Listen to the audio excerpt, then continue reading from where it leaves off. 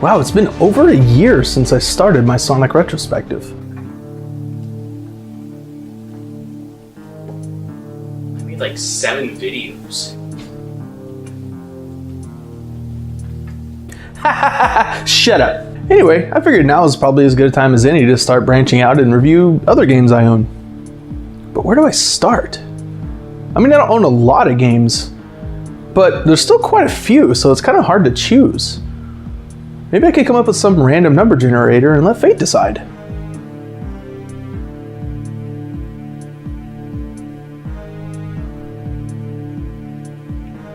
Let's see here, 150. Oh, okay. Why not just start with one of my favorite games ever? Piece of cake! Perfect Dark, one of the last great games developed by Rare before it got gobbled up by the big green monster that is Microsoft. Perfect Dark is the spiritual successor to the classic GoldenEye, but it's often unfortunately overlooked and overshadowed by its predecessor.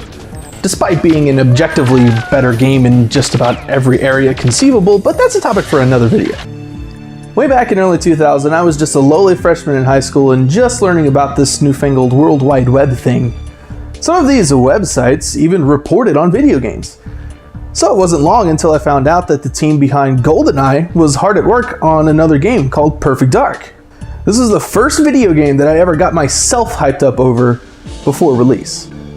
Rare began development on Perfect Dark almost immediately after finishing GoldenEye. The team was offered an opportunity to make another game based on the next Bond film, Tomorrow Never Dies, but they declined without hesitation because they felt they had already spent too much time immersed in the Bond universe. Since so many members of the team were big fans of sci-fi, they wanted their next game to be more in that direction, drawing influences from things like Ghost in the Shell, the writings of Philip K. Dick, and movies like Blade Runner. Blade Runner, huh? I don't really see the influence. Rare also went with a female protagonist this time because game director Martin Hollis felt that the gaming industry needed to put more focus on women protagonists. The team at Rare drew influence from numerous femme fatales from movies like Nikita and Dishonored, and other characters like Agent Dana Scully from The X-Files. Oh my god! Even the name Joanna d'Arc is a play on the French pronunciation of Joan of Arc, which I will not attempt to pronounce. Nintendo began hyping up Perfect Dark pretty early on, releasing this teaser all the way back in 1998. Showing off an obviously early build with different enemies showing up in some levels, different gun sounds, and even some unused music. Like this track here.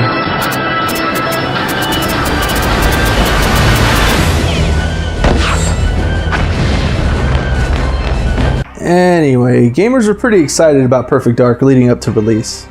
Rare hyped the game up with some pretty lofty promises. One of the first ones mentioned was that the arsenal in the game would include all 44 guns from GoldenEye. Turns out we only got like 10 of them. Of course, the biggest broken promise is the infamous perfect face feature. Originally, you could take a picture of your face with your Game Boy camera, upload it to the game using the transfer pack that came with Pokemon Stadium, and map your face to your own in-game character. Not only could you use this character for multiplayer, but you could even add it to the bank of faces that would be used for the mooks in single player too. And you could even save up to 4 faces so you could add your friends and shoot at them as well. Rare even went as far as to show off this feature at a special event at E3 in 1999. It just so happened that IGN editor-in-chief Matt Casamassina was there and had his face permanently mapped in the game. It's there. You can still shoot him.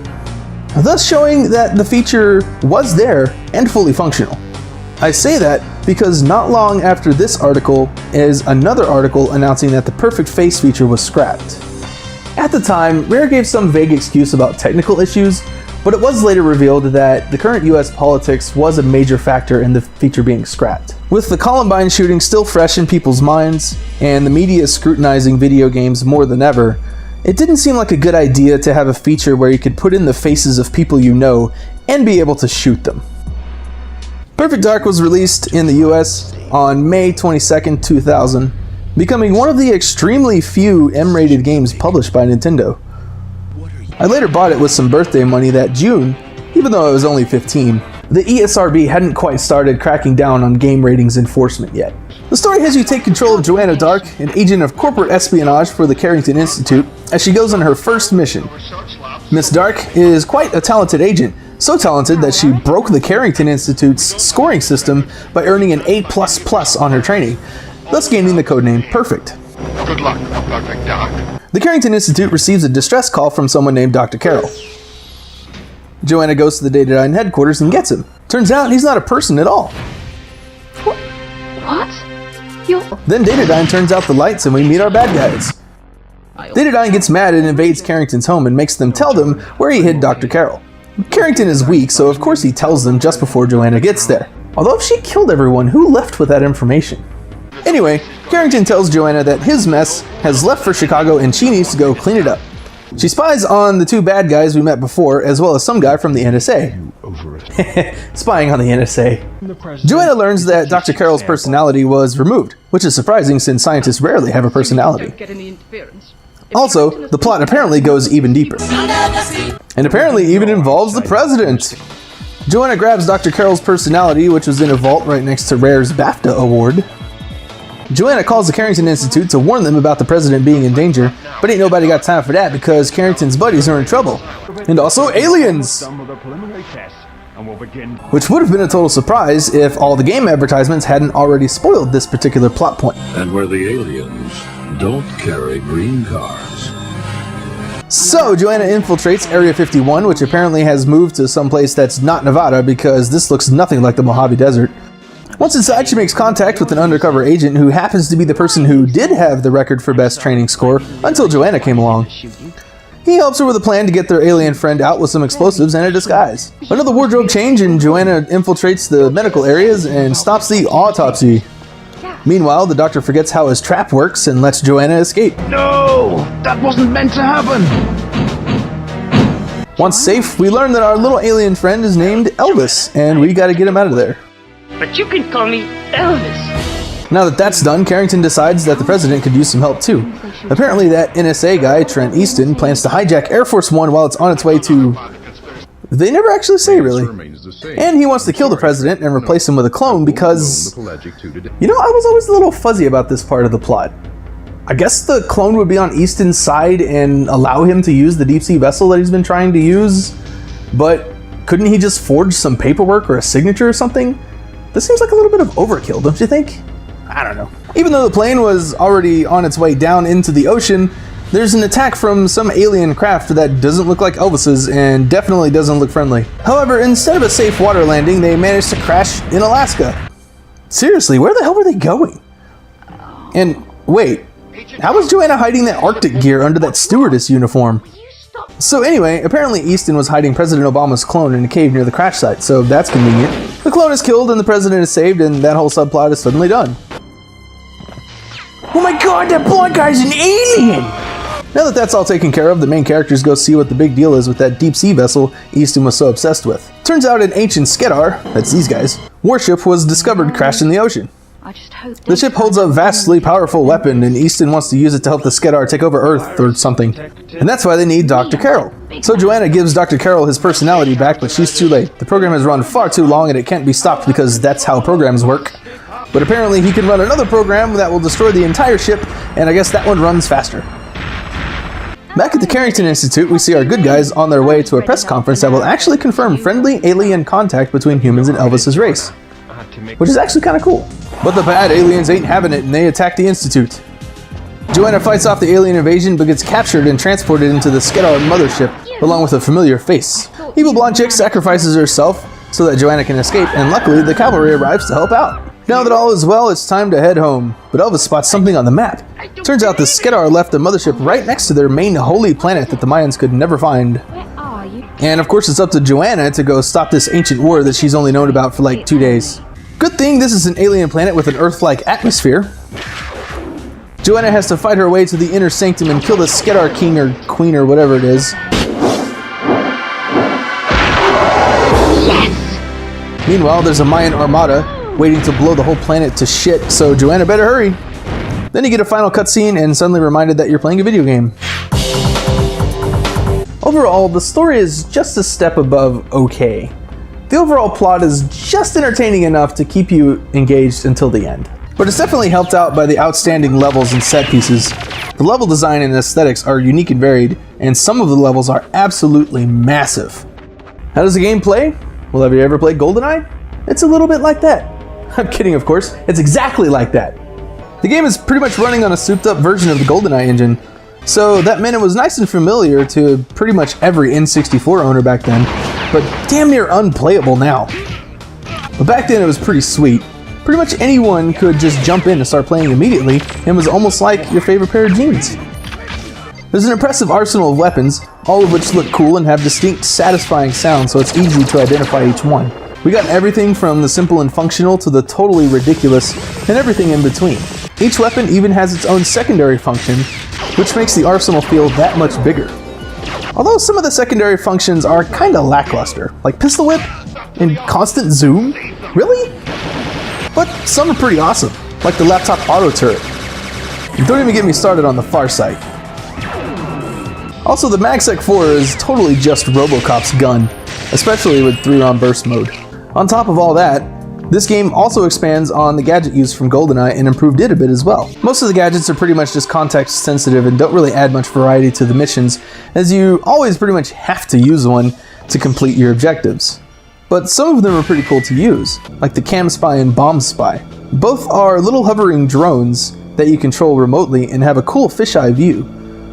Both are needed to have an extra edge and stealth, but they are not completely invisible. Enemies can still spot them and disable them if you're not careful.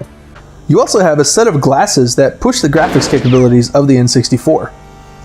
There's night vision, which is pretty obvious, infrared glasses that let you see things that are out of place, and X-ray glasses that make everything psychedelic and impossible to see anything right in front of you.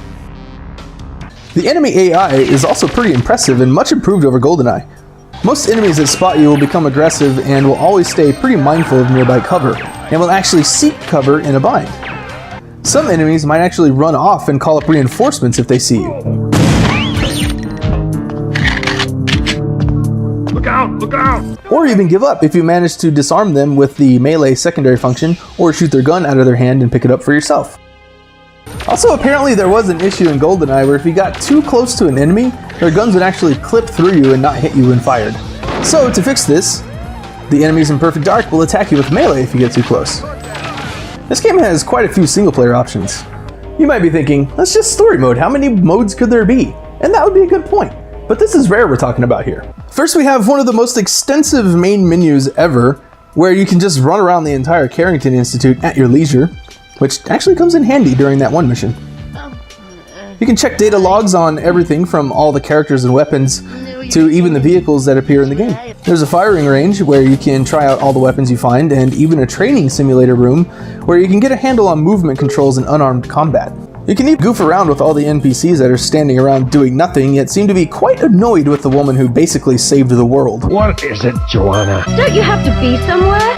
Loser. Don't you have to be somewhere? Don't you have a life? Stupid question, I suppose. Kinda makes you reluctant to save them during that one mission. Perfect Dark also introduced a full-fledged co-op mode that let you take on the entire single-player campaign with a friend. And through that, we also learned that Joanna has a sister. Or if you don't have any friends, you can play co-op with an AI-controlled partner. And in that mode, you can even unlock other characters to choose as your running mate. Finally, we have something that I don't think I've ever seen in any other game. The counter-op mode. Not feeling cooperative? Well, in this mode, your friend will spawn as one of the level enemies and will hunt you down with the rest of the NPCs and try to stop you from completing the mission. You can play every mission in the game in this mode, and I think it's pure genius. I wish more games had something similar to this. And that brings us to multiplayer. My god, the multiplayer. This game has some of the most robust multiplayer customization I have ever seen. Topped only by the Timesplitter series, which was made by the same people. You've got tons of varied and unique levels, both big and small, plus 3 levels from GoldenEye. Some are definitely better than others, but I find myself still visiting all of them at least once in a while. The weapons for each session are highly customizable too. There's pre-made loadouts similar to GoldenEye, and with more weapons available, that makes for lots of them.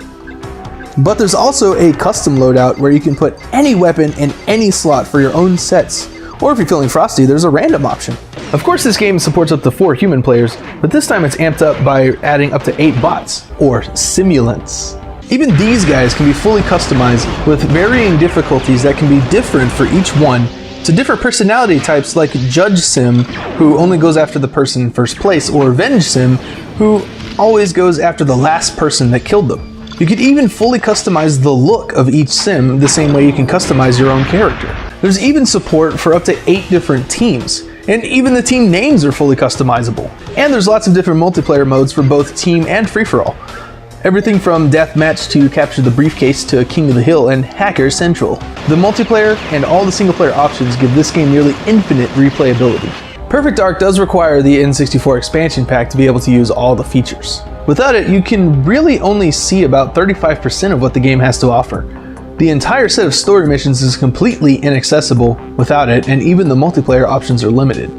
The graphics are pretty top-notch for what you can expect on the N64. The art design is nice and varied and helps give each level its own atmosphere, and the game truly pushes the hardware to its limits with the sheer massiveness of some of the levels.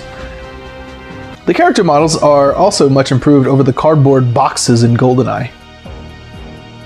The attention to detail is magnificent as each gun has its own unique style and look, complete with its own reload animation. It definitely puts the tactical in Tactical Shotgun. And I love how even in multiplayer, your hands and arms that show up on screen actually reflect the character model you chose. I also want to point out the lighting engine here as well. Apparently the team at Rare wanted to be even more ambitious with the lighting by giving you a weapon-mounted flashlight to help you see in dark areas. But this idea had to be scrapped as it was pretty much impossible to do with the N64 hardware. But what we got was still pretty damn impressive. Muzzle flashes will light up the area, lights can be shot out or broken with explosives, and will even flicker and short out after being shot. But the limitations of the hardware can still be pretty noticeable. There's also some pretty decent blood effects too. Blood will pool around dead bodies or splatter on walls if the enemy is close enough. This is probably the biggest factor in the game getting an M rating. Unfortunately, all these graphical accomplishments come at a cost. When I say this game pushes the N64 to its limits, I mean it. Even with the increased power of the expansion pack, this game still has some pretty bad frame rate issues. It's most noticeable in very large areas or where there is smoke and explosions. It's especially bad in multiplayer with lots of bots and explosions at the same time. The game slows to pretty much unplayable levels when this happens. Finally, we move on to the sound, which like everything else is just sublime, especially since the game supports Dolby 5.1 surround. Unfortunately, that isn't really conveyed all that well over YouTube. The sound effects are good, appropriate footstep sounds, great ambient sounds, and the guns all sound unique and satisfying. Another upgrade from GoldenEye is all of the cutscenes are fully voice acted. I can't believe Easton would do such a thing. And even the enemies will chatter during an encounter.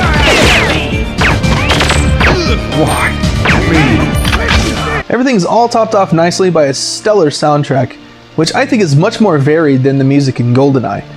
They weren't constrained by the Bond theme this time around.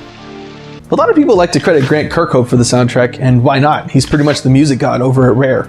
However, I think the lesser-known Graham Norgate probably had more to do with the music in this game than Kirkhope. The two main clues that support that theory is the fact that Kirkhope said on Game Grumps that Norgate did most of the work on the GoldenEye soundtrack. Yeah, but Grant, you also did the music for this game, yeah? No, but yeah, me and Graham Norgate did it together. And also this little clue here. I probably gushed more than I should have, but like I said at the beginning, this is one of my favorite games of all time. And with good reason. Perfect Dark still managed to be successful in a time when people were starting to transition to the PlayStation 2 and Sega Dreamcast. Rare managed to keep the N64 relevant as the next generation loomed over the horizon. Perfect Dark is truly epic in scale in both single player and multiplayer, but it's not without its flaws. The controls by modern standards are damn near unplayable, and the frame rate issues can get frustrating. Rare was a bit too ambitious with this game and created something that was too big for the N64 to handle. Kinda like the Crysis of its day. Yes, I'm going with that comparison. Perfect Dark deserves every bit of praise it gets, and if you haven't played it, then shame on you. You're truly missing out.